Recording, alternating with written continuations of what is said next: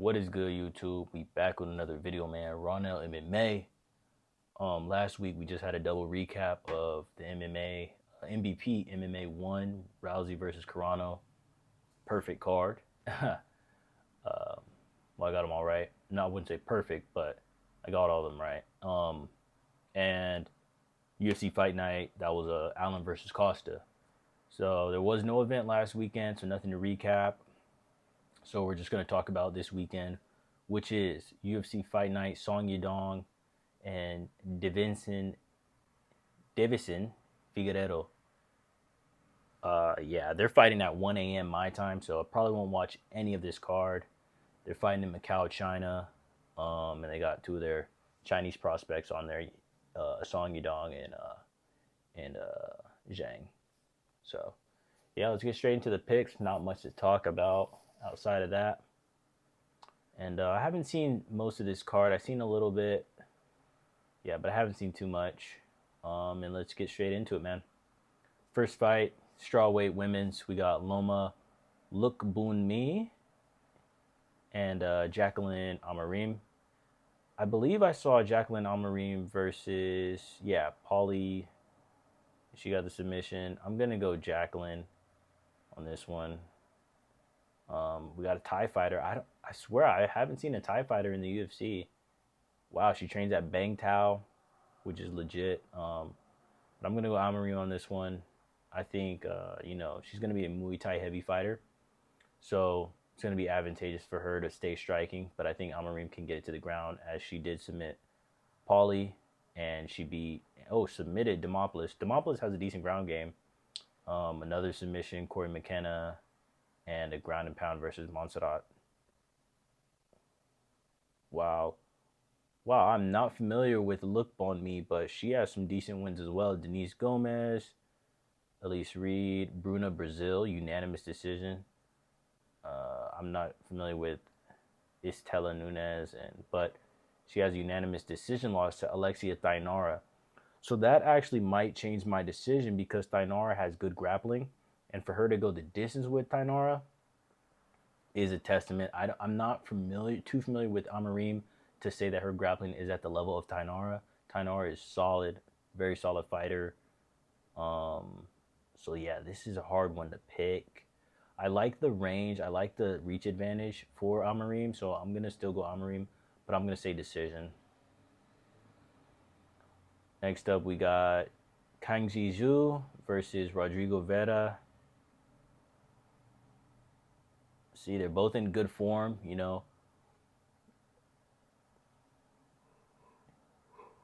Oh, excuse me, guys. Either 5 fights or more. You can only see the last 5 on Tapology, but they're on good streaks. This one's kind of hard to pick. We don't have a reach measurement for Vera, but I think they're both okay. So we have a debut for Vera, and this is the road to UFC winner in Zhu. Hasn't fought in 11 months, hasn't fought in 9 months, so they're both decently, rested up, should be well recovered. A lot of people are going Vera on this one. I'm not familiar with either, so I think I got to ride the wave and go Vera by decision. Next up, we got Angela Hill. She's still fighting. Angela Overkill Hill versus Jingnong Jiang, the panda. I like how they both have similar hairstyles. That's pretty sick. Wow, they're both pretty up there in age. Angela Hill, 41, and Jiang, 38. And it looks like it's her UFC debut, so they give her Hill, the gatekeeper. I think Hill is on the way out. UFC 41 is pretty old to be fighting, and she's been around. She's been in there with the dogs of the strawweight division. So I hate to, go against the old dog, but yeah, seeing that Jiang's in a better form, coming off a minimum of 5 fight wins, Hill is definitely more active, but you see the damage. Unanimous decision. But the thing is, she's going to decisions. So they're both going to decisions. But I'm going to pick Zhang by decision. Next up, we got Ray Tetsuraya. Suraya. Hopefully I said that right. Versus Luis Carrillo, who really just fought, 2 weeks ago? Yeah, so dude just fought 2 weeks ago coming off a win. And I doubted him. He's fighting Suraya, and Suraya lost, I think it's against Nakamura. No, Joshua Van. So, a very good loss. That's aging. However, he's going against a scrappy vet, older guy with experience, coming off a win, 3-fight losing streak, and then to come off a win. It's good for the morale, the emotional aspect of the game. So this one's kind of hard. A lot of people are going Suraya, who, did look good on road to UFC, got a win, then ran up against Joshua Van. However, I'm going to go the other way. I'm going to pick Guril by decision. I think he has more experience, and he punishes the newer kid.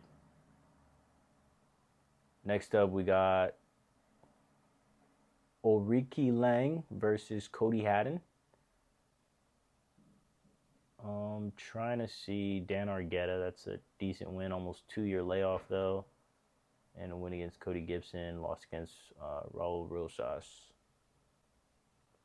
Yeah, not too much to say on these guys. Bantamweight. Not really familiar with them. But I'm going to go Haddon. I'm going to go Haddon by decision. Next up, we got Meng Ding versus Jose Enrique. Not familiar with either of them. Pretty even, it seems, but the experience is definitely on Ding's side. 35-9 versus 8-1. I mean, maybe he had a bigger, amateur career, but yeah, not familiar with either of these guys, so kind of just throwing darts in the dark right here. I think I'm gonna go Enrique. Actually, I'm gonna go Enrique. No, I think the experience pays off. But no, the age difference, 7 years. Yeah, I'm gonna give it to the younger guy. I'm gonna say a knockout. This is 170. I'm gonna say a round 2 knockout. We got Luis Felipe Diaz versus Yi-Sak Lee. This is what weight? Middleweight. Okay, so this is a bigger guy. I like the age for Yi-Sak Lee. He's a bit of an underdog against the Brazilian. Not familiar with either of them too much. So Diaz is coming off of Contender Series with a rear naked choke. And we have a debutante in Lee. I think Diaz is the choice here, coming off a finish. 2 finishes, rear naked choke finishes. Wow, Von Flue choke and a rear naked choke.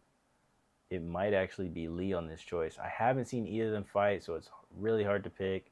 Trains at Korean top team, so he probably has that grappling prowess. I'm going to go Lee, actually, on this one by decision. Next up, we got Alex Perez versus Sumadarji. I do like Sumadarji. He's in great form right now. These are good wins. Mitra Poso, Kevin Borjas, and Jesus Aguilar. I'm a fan of Jesus Aguilar. I like how he's a stocky dude, one of the bigger flyweights. Alex Perez has been in a streaky form, quite the fall. I don't even think he's ranked anymore, or he might be like towards the bottom of the top 10. Loss against Muhammad Makayev, loss against Tyra Asu Almabayev, but does have a win against Charles Johnson, who has a win against Joshua Van. So does this make him champion? No, I'm just playing. But I'm going to pick Sumadarji on this one. I like his hand speed. I like his length. He has 72-inch, so he has almost a 7-inch reach advantage on Perez and the height advantage. I think Sumadarji can keep it standing. That would definitely be his path to victory. I haven't seen Alex Perez's grappling too much, and his losses were against more grappler-heavy guys. So, but he does have a win against Charles Johnson, who may have been a good test before Sumadarji, because Sumadarji is kind of like Charles Johnson, a standing-up guy, striking focused. So, and how did he beat Charles Johnson with a KO? Interesting. That's going to be interesting to see. I don't know if the hand speed of Perez is going to be how it used to be, like against Macau. Oh yeah. Excuse me, guys. The frequency, they're both fighting pretty recently, so hard to pick. I think I'm gonna still go Sumidarji by decision though. I think he'll be more active, keep the win streak alive. Jake Matthews versus Charleston Harris. Carlston Harris, my fault. I'm gonna pick Matthews on this one. I like him. He's a good fighter. You know, I thought Harris was Jamaican. I might be thinking of a different fighter, but it seems to be he's Guanian from Guana, and fighting out of Brazil. Interesting. Yeah, but I'm gonna pick Matthews. I've seen Matthews fight. He's got that dog in him, and the age advantage is very, very wide on this one. Well, not very, very wide, but 38 is definitely older than 31, opposed to like a 31 and a 24-year-old. You would say that age gap is technically the same, right? Technically, it's still 7 years, but the 7 years from 24 to 31 isn't as big psychologically, physically, as 31 to 38. So that's just my opinion on it. So I'm going to go Matthews by KO. Round 3, late. Get it late, Next up, we got, so we already in main card with Alex Perez, Sumidarji, Jake Matthews, Carlston Harris. Next up, what is this? Oh, wow, this is a big main card. This is 6 fights on the main, which is pretty good. We got Kai Asakura versus Cameron Smotherman. Kai I don't think he's gotten a win in the UFC yet. Yeah, so he's 0-2 in the UFC. Getting finished by Pantoja, right, which was for the belt, and getting finished by Tim Elliott, which shocked me. And Cameron Smotherman, also coming off of 2 losses, had a terrible weight cut. I think that was him who face planted after the weigh-in, and his fight got called off. That was maybe a month ago, a couple months back. But yeah, I don't know if he's gonna fight. Hopefully he fights. If he fights, let's see how they measure up. Measuring about the same. Yeah, this is at bantamweight. So Kai is coming up. He's done with flyweight, coming up to bantamweight, which should favor him, and that's why I'm going to pick him.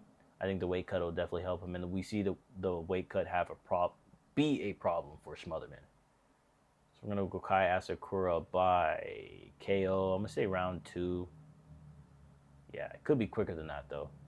Sergey Pavlovich versus Taliesin Teixeira. Teixeira has been training with Alex Pereira, so he's definitely felt some power, but I don't know if it's similar power to Pavlovich, the polar bear.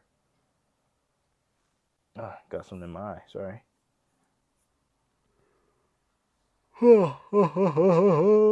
Okay, they're both coming off of wins. We got Taliesin Teixeira beating Tai Tuivasa, so is that really a win? And a loss to Derek Lewis. Pavlovich's last win is against Waldo Cortez Acosta, which has proved very valuable. And that's why we're going to pick Pavlovich. 2-fight win streak. Rosenstruck. Arguably harder fights than Tai. So we're going to go Pavlovich by KO. Round. Wow, it's hard to see this getting out of round 1, but I'm going to say round 1. Pavlovich. Co-main event, light heavyweights. We got Mingyang Zhang versus Alonzo Minifield.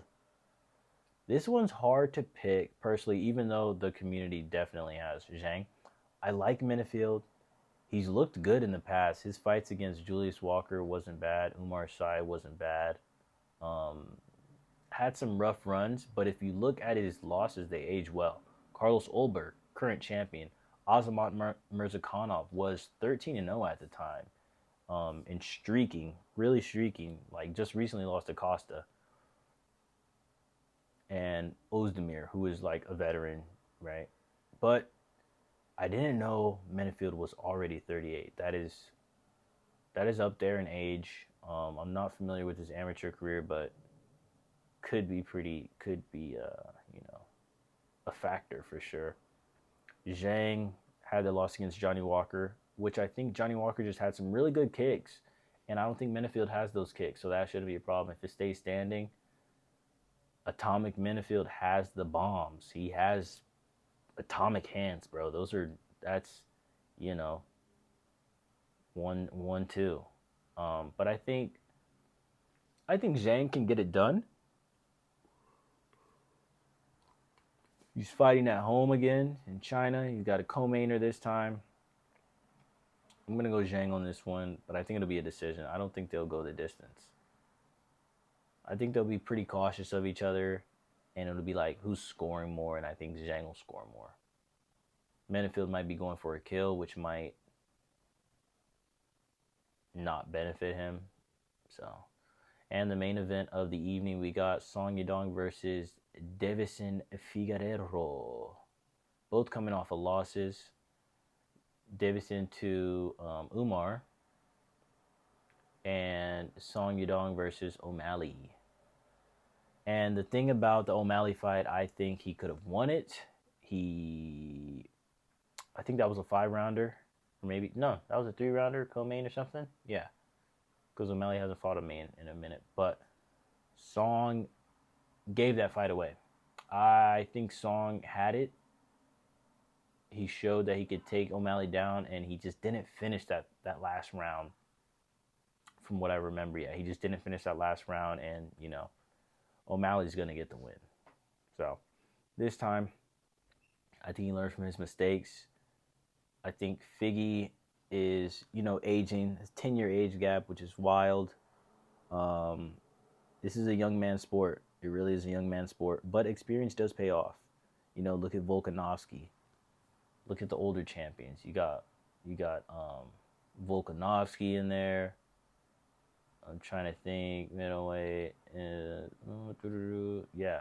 So, right now, I guess it's just Volk. Who's the bantamweight champ? Piotr Jan and Marab. Strawweight is, or not strawweight, but flyweight is Joshua Van. So, yeah, right now it's a younger man's sport, but I think Figueiredo has had his prime. You know, he gave a lot in those Moreno fights, and I think bantamweight is a little bit more than he can chew. You know, he's going to be the smaller guy, has some reach, but I think it'll be Song Yadong getting the victory. I don't know the method. Hard to say. It's 5 rounds, so I think it'll be a TKO. Yeah, like round 4. If he keeps a similar pace to the O'Malley fight, keeps it standing, I think he can finish Figgy. Yeah, I think he can finish Figgy. So, that is my picks for this weekend. UFC Macau, China, Song Yadong versus Davison Figueiredo. Like, comment, subscribe, guys. And let me know. Let me know what you guys think, man. I think I'm on the verge of thinking of stopping this YouTube channel. It's not getting a lot of traction. I haven't done a lot of promoting. I don't do any promoting. It's kind of just an outlet for myself, but there's a lot of stuff going on right now. Yeah, I won't dive into it too much on this channel. I want to keep this channel mostly MMA. Strictly MMA. Not mostly, but strictly MMA. Maybe on my personal channel I'll dig into that a little bit. But yeah, man, changes are coming. Change is always good. Life goes on. And MMA is eternal. Nah, that's cheesy. But as always, appreciate you guys for watching, man. Like, comment, subscribe, and I'll catch you in the next one, man. Peace.